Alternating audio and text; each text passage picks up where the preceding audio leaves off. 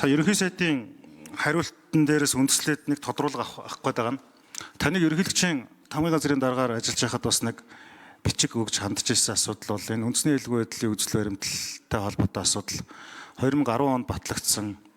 Тэгэд үзэл баримтлалын дотор бол яг хугацаа заасан хэд хэдэн асуудал байдаг л та. Одоо эрчим хүчний хараат бус байдлаа 2020 он гэхэд шийднэ.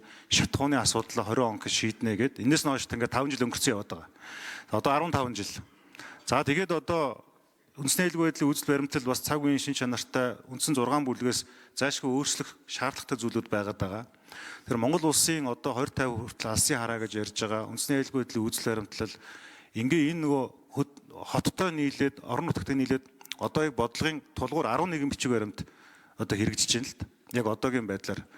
За тэгэхээр энэ одоо 5 жилийн төлөвлөгөөгөө та үндэсний аюулгүй байдлын үзэл баримталтай яаж уялдуулсан бэ? Энэ талаар нэг тодруулчихгүй.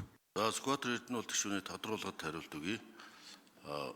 Та хэрвээ анзаарсан бол би хэлсэн үгнийхээ эхэнд эдийн засгийн аюулгүй байдал, үндэсний аюулгүй байдлын гол бүрэлдэхүүн 5 бүрэлдэхүүн хэсгийн нэг нь болох эдийн засгийн аюулгүй байдлын талаар онцолж дурдсан.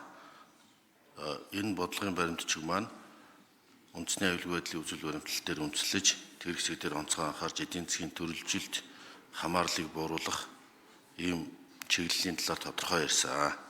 За бодлогын уялдааны үнэлгээ гэдэг асуудал бол хөгжлийн бодлого төлөлтийн хуулийн 4.1-24 заасан байгаа. Тэрнийг та тодруулж харуул. Энэ дээр бүх зүйлүүдийн чинь үнэлгээг нь хийгдсэн байгаа. За ер нь бидний хамгийн гол анхаарах зүйл бол хуулиа хэрэгжүүлэх асуудал. Бид үндсэн хууль зориуд ингэж оруулсан байхгүй. Яг л энэ замбрааг болсон учраас үндсэн хуульд бид санаачилж энийг оруулсан. Одоо энийгээ хэрэгжүүлэх гэж байгаа. Хэрэгжилтийг хангалтгүй хайцсан юм билээ.